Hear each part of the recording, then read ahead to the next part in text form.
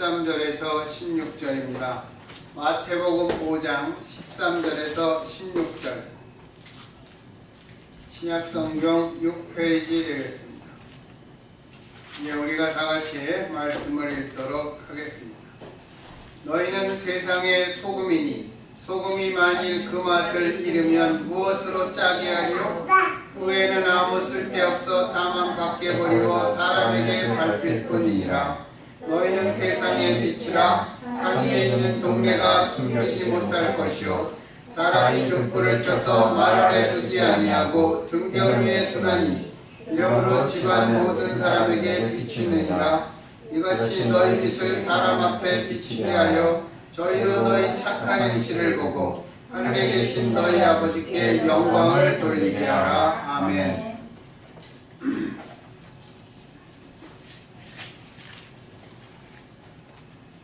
예, 오늘 본문은 마태복음 5장, 6장, 7장을 우리가 산상수훈이라 얘기합니다. 예수님께서 산에 오르사 제자들을 향해서 말씀을 선포하셨기 때문입니다. 산상수훈의 시작은 복 있는 자로부터 시작합니다. 이 산상수훈에서 예수님께서는 그리스도인의 외적인 행위보다 속사람에 대해서 가르치고 계십니다. 저는 특별히 이 산상수훈을 좋아하는데 아마 그 이유는 산상수훈에 나오는 말씀이 제가 실천하지 못하기 때문에 그런 동경도 들어있는 것 같고 사모함도 들어있는 것 같습니다. 누가 나를 때리면 저는 지금도 2배로 보복하고 싶은 그런 마음이 있습니다. 옛날 중국에 나갔던 어떤 선교사님이 자기 딸이 중국 불량배한테 성폭행을 당했는데 마음속에 그 중국 불량배를 용서하지 못해서 감옥에 잡혀있는 불량배를 찾아가서 우리가 잘못했다 이렇게 얘기하니까 그 불량배는 눈만 껌뻑껌뻑거리고 도대체 이 사람들이 무슨 소리를 하는 거야 그런 표정을 지었다고 합니다. 저는 죽었다 깨나 할 수는 없겠지만 절대로 그렇게 못할 것 같아요. 그런 말씀들이 산상수훈에 담겨져 있습니다. 누가 오리를 가자 그러면 그냥 적당히 핑계대서 한 1, 2만 적당히 가지고 오리를 간 척 그렇게 할 수는 있을 것 같은데 심리를 간다는 것은 상상도 못할 일입니다. 예수님께서 이 산상수훈에서 그리스도인들의 삶의 본질, 나의 본질에 대해서 가르치고 계신 것입니다. 여기서는 무엇을 하라보다 무엇이 되라 그것을 말씀하고 있는 것입니다. 무엇이 먼저 되어야 무엇을 하는 것이다 그런 것입니다.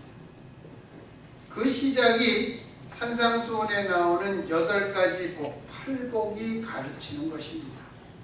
그 8복을 말씀하신 후에 예수님께서는 이어서 그리스도인의 세상에 대한 삶의 방식을 말씀하는데 그것이 오늘 본문의 소금과 빛에 대한 말씀입니다. 이 소금과 빛, 이것은 우리가 공부도 많이 하고 설교도 여러 번 했던 그러한 말씀입니다. 예수님께서 우리에게 13절에서는 너희는 세상의 소금이다. 그리고 14절에서는 너희는 세상의 빛이라고 하셨습니다. 이 말씀은 그리스도인들은 이 세상과 분리되어서 사는 것이 아니라는 것입니다.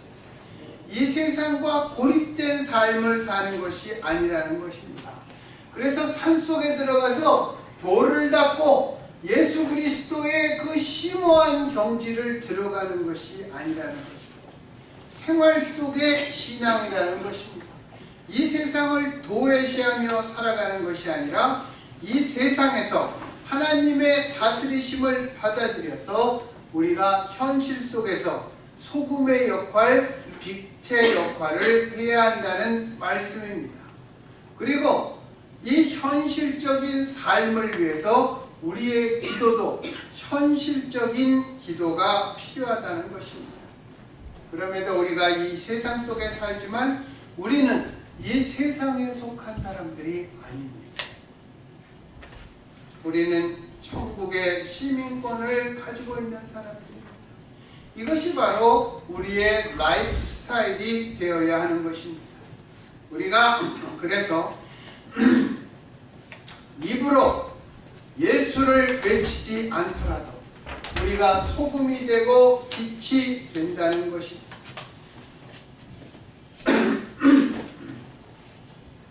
여러분, 언제 소금이 맛을 냅니까? 소금이 녹아야 되는 것입니다. 여러분, 소금이 녹으면 소금의 형태는 보이지 않습니다. 우리가 보이지 아니하고 맛을 내는 그러한 삶을 산다는 것입니다. 겉과 속이 일치하는 삶을 사는 것이 참으로 중요합니다. 오늘날 우리는 교회 안에서는 빛과 소금의 모습을 잘 보이는 것 같지만 과연 생활 속에서 다른 사람과의 관계 속에서 그런지 우리가 그것도 생각해 봐야 합니다. 참 쉽지 않은 것입니다. 말은 쉽지만 참 어려운 것입니다. 우리가 쉽게 따라하는 방식은 교회에서는 하나님의 방식을 따라가고 세상에서는 세상 방식을 따라가는 그러한 삶이 우리들에게는 쉽고 편안한 것입니다. 여러분, 소금하면 무슨 생각이 제일 먼저 떠오르세요? 어떤 분은 짜다, 먹어보니까 짜다. 짠맛이 있어야 음식의 부패를 막습니다.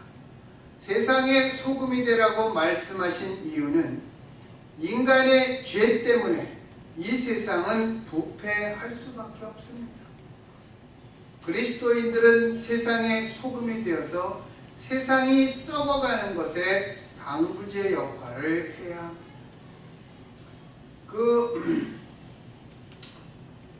구한말 홍경래 그것을 읽어보면 홍경래가 있잖아요. 평안북도 출신으로서 난을 일으켰던 홍경래를 읽어보면 자기가 살던 지역에 홍경래에 정원녀가 있었습니다. 운녀라고 제가 기억을 하는데 너무 오래전에 읽은 거예요. 운녀한테 고을사또가 수청을 들라고 했어요. 그런데 운녀가 난 정원자가 있다. 그리고 우물 속에 빠져 죽었습니다. 그게 홍경래 난의 시초예요. 그런데 우리나라에서 복음이 제일 먼저 들어온 지역이 평안도입니다. 복음이 제일 나중에 들어온 게 경상도입니다. 그래서 평안도에는 전에서부터 일찍 예수를 영접한 사람들이 있었어요. 그래서 이 사람들은 고을 현감이나 사또가 부정을 저지르거나 강권 정치를 하게 되면 이 사람들은 나가서 데모를 했습니다. 왜? 하나님을 믿기 때문에. 물론 고초를 당했죠. 그래서 구한말에 평안북도 그 지역에 현감이나 사또 자리가 나면 그거는 매관매직 없이 돈을 안 줘도 그냥 갈 수 있는 자리가 그 자리였다고 합니다. 반면에 복음이 전해지지 않았던 경상도 지역은 한번 가려면 2만 양, 3만 양씩 바치고 그리고 거기에 임명장을 받았다는 것입니다. 그 사또 자리의 임기가 2년, 3년 그랬다고 그러는데 그래 자주 바꿔야지 돈이 생길 거 아니에요. 그러면 2년, 3년 안에 자기가 돈 주고 샀던 그 자리에 배는 건져야 되기 때문에 오혀를 쥐어짰다고 하는 것입니다. 그게 복음이 들어오고 복음이 들어오지 않았던 그러한 차이가 있는 것입니다. 그래서 오늘날도 우리나라의 복음의 초대 지역이 어디냐면 평양, 의주, 삭주, 그 다음에 선천입니다. 평북 선천은 정말 복음이 들어오고 나서 그 지역 사람 80%가 복음을 받아들인 지역. 그래서 선천에는 중앙교회가 있고 선천 동교회, 서교회, 북교회, 남교회 이렇게 있었다고 하는 것입니다. 한경림 목사님 같은 분도 평안도에서 피려나서 그 평안도 피란민 사람들을 데리고 시작한 교회가 바로 영락교회입니다. 뭐 산정형 교회니 뭐 이런 평양에 있던 교회 출신들이 영락교회를 다시 그렇게 세웠던 것입니다. 신자들이 있으므로 세상은 불의에 저항하고 부패되지 말아야 됩니다. 나아가서 세상은 더 좋아져야 하는 것입니다. 요즘 누구나 얘기합니다. 건강을 생각하면 싱겁게 먹으라. 그렇게 얘기를 하지만 그 이야기는 너무 짜게 먹지 말라 그런 것입니다. 진짜 간이 하나도 안 된 싱거운 음식은 맛이 없습니다. 그런데 소금이 약간 들어가면 맛이 있는 것이죠. 맛이 있으려면 소금이 어떻게 돼야 된다고요? 녹아야 하는 것입니다. 크리스찬은 이 세상을 살만 나는 세상으로 자신이 녹아서 만드는 것입니다. 여러분 제가 몇 번을 얘기했지만 바닷물의 소금 농도가 몇 %인지 아시죠? 3%입니다. 그것도 가장 높은 곳이 3%고 보통 2.5%. 소금의 함유량이 그거밖에 없어요. 그런데 바다에서 수영하다가 바닷물을 먹으면 짜니까 확 뱉잖아요. 왜 짜죠? 소금이 녹아서 짠 것입니다. 그리고 소금의 색깔은 하얀색입니다. 여러분 요새는 그런 일이 없지만 예전에는 소금을 가만히 해놓고 팔았어요. 그럼 소금 사러 소금 가게를 가면 소금이 위에서부터 이렇게 아래로 쫙 이렇게 쌓여 있습니다. 그때 제일 위에 있는 소금을 골라야 제일 맛있는 겁니다. 이 소금이 쌓여 있으면서 소금의 불순물들이 흘러나와서 맨 밑에 가마에 제일 많이 보이는 것입니다. 그걸 모르고 맨 밑에 있는 게 좋은 것 같아서 저거 꺼내줘 힘들게. 뭘 그렇게 하지만 맨 위에 있는 소금일수록 하얗. 유대인들은 제사에 소금을 사용했어요. 뭐 뜨거운 것을 이렇게 놓고 요새는 우리한테 무슨 그 전기 보일러도 있고 그러니까 이거를 이렇게 적당히 온도를 맞춰놓으면 그 온도를 유지하잖아요. 당시에는 그게 없으니까 이렇게 바로 위에 소금을 굵은 소금 아명입니다 주로.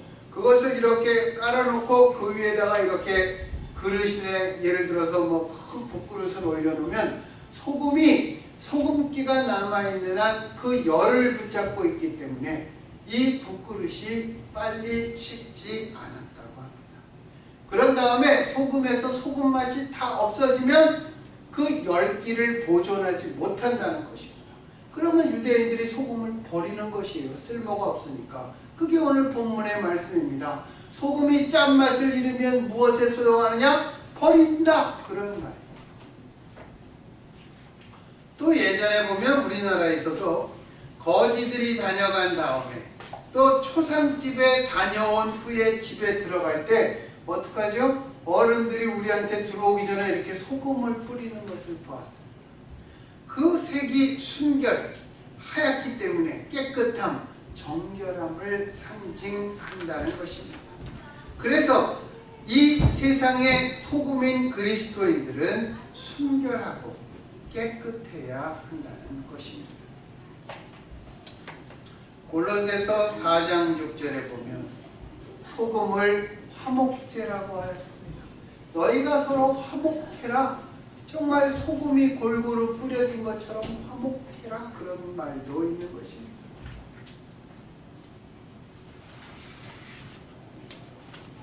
우리에게 이런 소금의 맛이 없다면 예수의 사람이 아니라는 것입니다.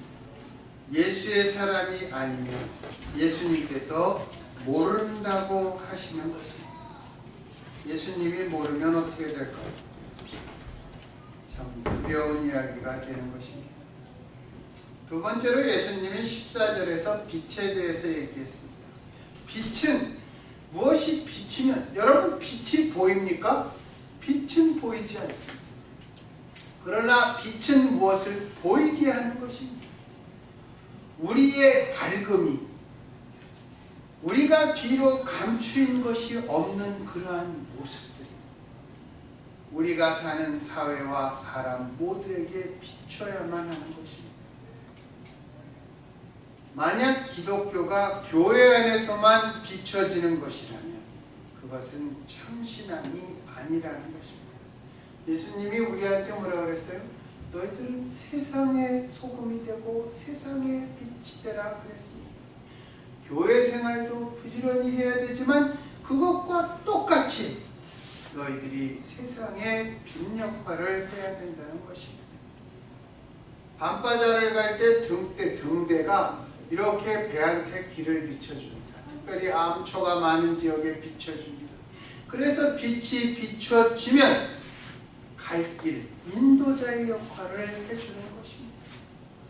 또 잘못된 사회, 어두운 사회에 빛을 비추면 그것은 경고를 나타내는 것입니다. 여러분, 우리가 살아갈 때 빛이 왜 필요합니까?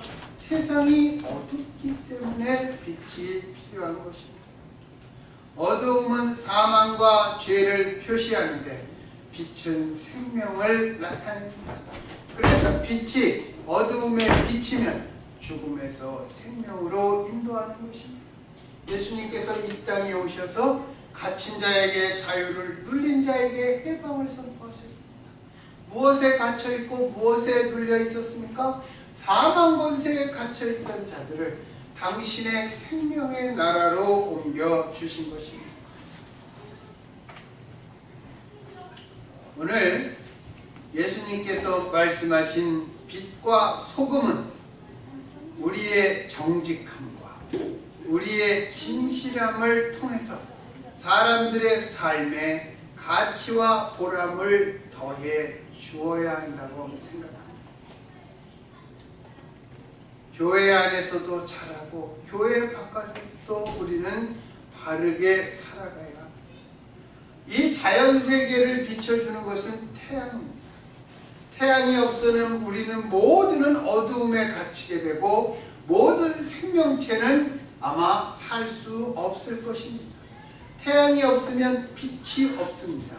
빛이 없으면 우리가 이렇게 보는 색깔도 없어집니다. 우리에게 장미가 빨갛게 보이는 것은 빛을 받아서 장미가 빨간색만을 반사하기 때문입니다. 그러니까 색깔이 없으면 그 어떤 아름다움도 없게 되는 것입니다. 여러분, 우리가 창공을 이렇게 바라볼 때 그 창공의 색을 보고 참 아름답다고 하죠.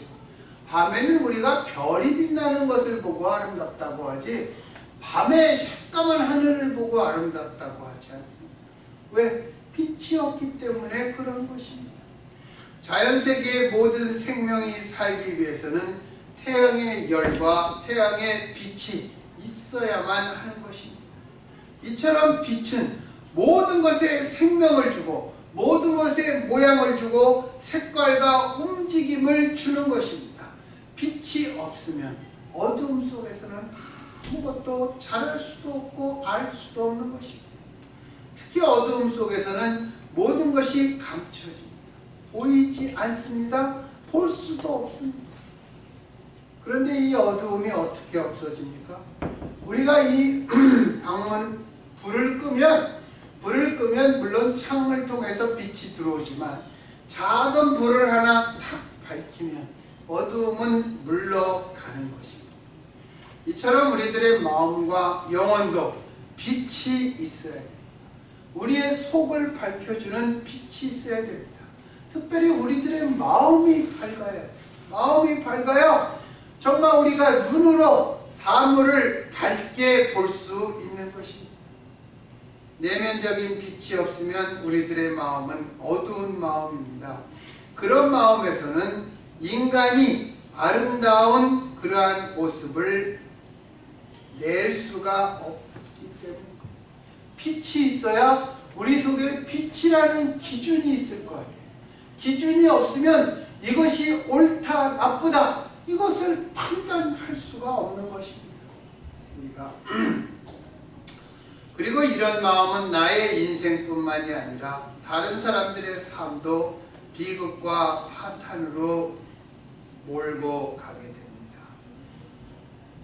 나도 사실은 깨끗하다고 말할 수는 없습니다. 절대 없습니다. 그렇지만 세상에는 다른 사람의 삶을 망치는 그러한 마음들도 적지 않은 것 같습니다. 요새 미국에서도 얼마 전에 뉴욕에서 총격 사건이 일어났는데 며칠 전에 뉴저지에서 같이 일하던 사람을 죽이고 자신도 죽었습니다. 이제 23살밖에 되지 않았어요. 해병대 제대해서 거기서 일한 지 얼마 되지도 않았는데 뭐가 그렇게 그런지는 모르겠지만 같이 일했던 사람들을 총으로 쏘고 자기가 자살했습니다. 한국은 어떻습니까? 어린 초등학생을 잠자던 애를 통째로 알고 이불채로 안고 가갖고 그 아이를 정말 1학년짜리를 성폭행하고 자기 가게에 일하는 아르바이트 여대생을 협박해서 성폭행하고 정말 이웃의 여인을 성폭행하거나 반항하니까 죽여놓고 자기 얼굴은 철저히 가리고 현장 검증을 하는 그러한 사람들도 있습니다. 말도 안 되는 짓을 벌리는 권력가들이 있고 재력가들이 있습니다. 그래놓고도 자신들은 마치 죄가 없다는 뻔뻔스러운 사람들이 적지 않습니다. 특별히 지도층에 갈수록 한국은 그런 사람들이 많은 것 같아요. 그럼에도 예수님께서는 우리들에게 그런 사람들을 위해서 이 세상에서 빛과 소금의 역할을 하라고 말씀하십니다. 그런데 어떻게 하면 우리가 빛과 소금처럼 살 수 있을까요? 이게 말은 제가 이렇게 쉽게 하지만 참으로 쉽지 않은 것입니다. 여러분, 우리 모두는 어떤 꿈을 가지고 있습니다. 여러분, 지금 현재 우리의 가장 큰 관심사는 예수님의 말씀일 수도 있고 아닐 수도 있지만 크건 작건 우리가 가지고 있는 궁극적인 소망, 언제든지 절대로 놓쳐서는 안 되겠다는 그러한 꿈은 우리의 목자 되신 예수님을 본받고 싶은 그러한 마음입니다. 또 우리는 그분을 본받아야 합니다. 성경에서 그렇게 말씀하고 있기 때문에 예수님만이 우리의 길이요 진리요 생명이십니다. 자기 양을 위해 목숨을 바치신 착한 목자입니다. 예수님이 그리스도인들이 본받고자 하고 본받아야 하는 것이 바로 이 착한 목자인 예수님입니다. 그리고 이 예수님을 따라가는 것입니다. 예수님께서 정말 이 세상 진정한 빛과 소금이셨기 때문입니다. 그러나 동시에 우리는 누구든지 자기를 위해서 살고자 하는 모습이 있습니다. 특별히 현대 사회의 풍조는 자기만을 위해서 공부하고 자기만을 위해서 돈을 벌고 자기만을 위해서 출세하려고 가르치고 또 그렇게 잘하고 있습니다. 남에게 해를 끼치는 것은 아니니까 우리가 그것을 나쁘다고 말하기도 쉽지 않습니다. 그러나 자기만을 위하는 그런 마음과 그런 인생이 과연 행복할까요? 행복하다고 생각합니까? 이웃을 사랑하고 이웃을 위해서 희생할 줄 아는 것은 어렵고 힘든 일이지만 이 세상이 잘 되기 위해서는 그런 사람들이 꼭 있어야 합니다. 모두가 이기주의로 자기만을 위하면 이 세상이 어떻게 되겠습니까? 인생살이가 평안하겠습니까? 사회가 성숙해지고 안전하겠습니까? 세상을 아름답게 만드는 사람들은 남을 위해서, 이웃을 위해서 봉사하는 사람들입니다. 그런 사람들이 참인간이라고 우리는 얘기해야 됩니다. 우리가 예수님을 참 하나님, 참인간 얘기하지만 그 정도의 높은 차원으로 말하는 것이 아닙니다. 정말 인간이기 때문에 인간은 이래야 되지 않겠냐, 그런 의미에서 참인간이겠습니다. 인간다운 인간, 가장 인간다운 인간은 예수님이셨습니다. 그러나 우리의 기준으로도 사람다운 사람, 그것이 우리가 되어야 할 것입니다. 예수님 계시는 곳에서는 어디나 하나님의 사랑과 은혜가 있었고 죄인들에 대한 용서가 있었습니다. 받아들여짐이 있었다는 것입니다. 예수님께서 가장 큰 사랑은 뭐라 그랬어요? 벗을 위하여 자기 목숨을 바치는 사랑, 그 사랑보다 큰 사랑은 없다고 하시면서 당신은 그 길을 가셨습니다. 그것은 사람들이 이루어 놓은 빛과 영광을 자기가 탁 가지고 자기의 빛으로 삼고 걸어가신 길이 아니라 모든 인간의 죄와 어두움, 사람들의 마음의 고뇌와 상처와 아픔을 다 짊어지고 당신이 가지고 있던 빛으로는 우리를 비추시면서 우리의 길을 밝히시는 그 길을 가신 것입니다. 그리고 십자가에서는 죽음 속으로까지 예수님이 들어가셨던 것입니다. 여러분, 오늘날 이 세상의 가장 심각한 문제는 무엇이라고 생각합니까? 아이작이 불어닥쳐서 정말 아이작이 상륙한 그날인가 그 다음 날이 7년 전 카트리나가 뉴올리안스에 상륙한 날과 같은 날이라고 그러더라고요. 제가 그걸 보면서 저 사람들은 이제 7년이면 간신히 잊을만 할 텐데 어떻게 살아가나. 거기 지붕까지 물에 차오른 거 다 보셨죠. 또 한국에도 보면 그 태풍 2개가 연달아 가면서 치고 왔습니다. 과수원을 하는 사람들이 내가 과수를 시작하고 이렇게 많이 낙과가 된 적이 없었다, 그렇게 얘기합니다. 그래도 떨어진 낙과를 한 봉지씩 사서 반갑에 살아가는 사람들이 3시간 동안 줄을 서서 그것을 사가는 것을 보고 얼마나 마음이 아름다운 사람들, 그런 생각이 많이 들었습니다. 우리가 그 농부들은 예를 들어서 1,000만 원의 손해를 보았는데 낙과가 반으로 되면 그것은 500만 원어치도 안 될 것입니다. 그러나 그 돈 가치보다 그런 사람들이 내 주변에 소비자로 있다. 내가 앞으로 그 사람들한테 좋은 과실을 생산해서 팔아야겠다. 그런 감사와 기쁨과 소망의 마음을 주는 것입니다. 그런 아름다움이 우리 사이에 있어야 된다는 것입니다. 서로 믿고 서로 의지하면서 우리가 살아가야 되는 것입니다. 그래서 우리 인간 사회의 가장 심각한 문제는 그런 자연재해가 아닙니다. 또 극심한 가난이나 빈부의 격차도 아닙니다. 전쟁도 아닙니다. 사람의 목숨은 물론 소중한 것이지만 전쟁이 아닙니다. 사랑의 결핍이 이 세상의 가장 심각한 문제입니다. 어떤 한 사회의 발전의 척도는 결코 경제력이나 돈이 아닙니다.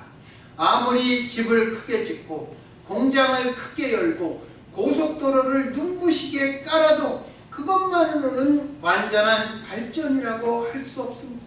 왜냐하면 사회는 건물이 아니기 때문입니다. 사회는 공장이 아닙니다. 사회는 먼저 사람들의 모임입니다.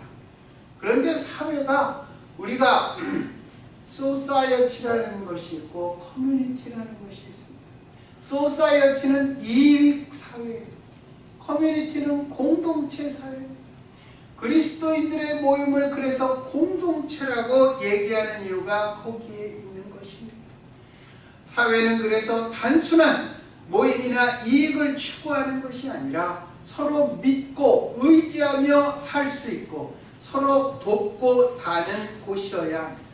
그래서 인간 사회의 바탕은 서로 돕고 서로 배려하는 봉사와 희생이 사랑하는 마음속에 나와야 하는 것입니다.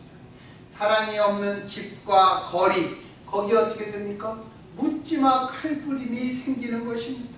사랑이 없는 사회는 무조건 모든 것을 승자와 패자로만 가리게 되는 것입니다.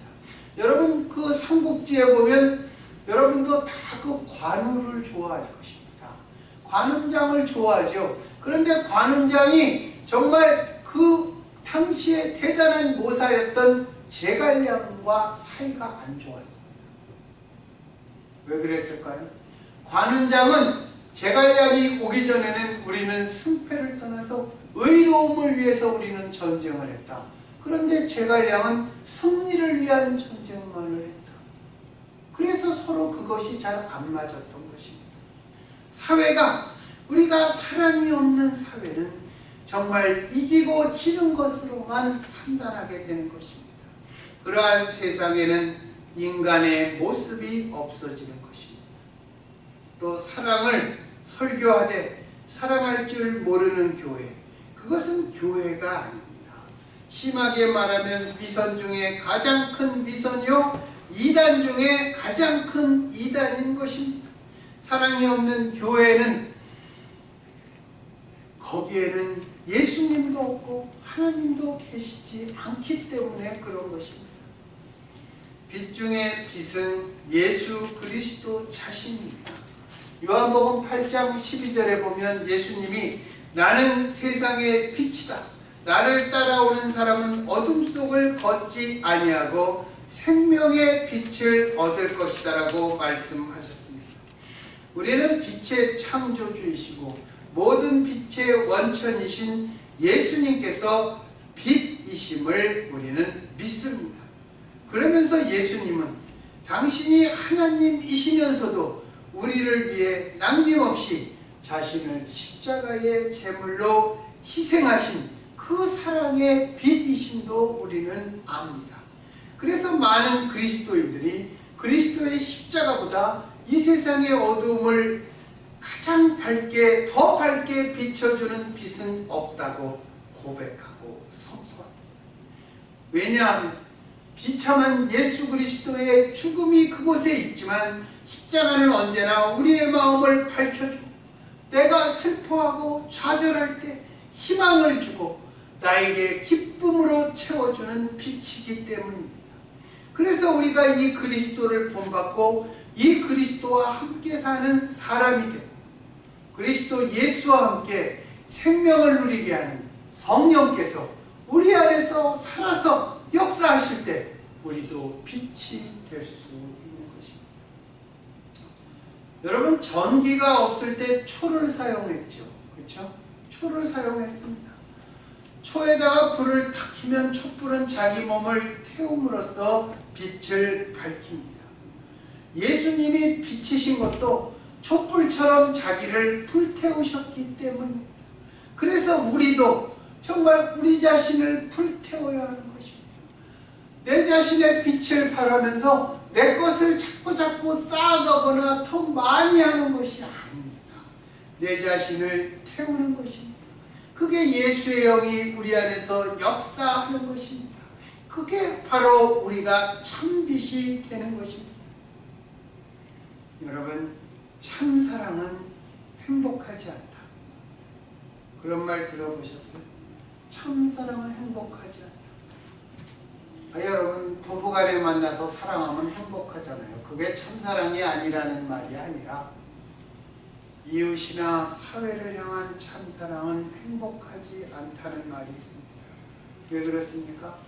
남의 어두움, 남의 고통을 내 것으로 삼은 만큼 내가 희생되어야 하기 때문에 그렇습니다.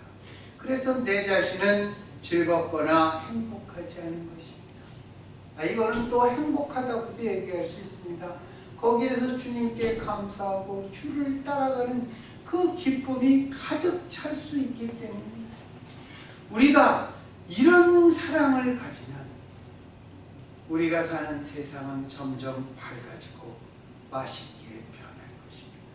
이만큼 사랑하면 이 세상 대부분의 문제가 해결될 것입니다. 이 빛과 소금의 역할, 정말 우리가 좀 해봐야 되지 않겠습니까?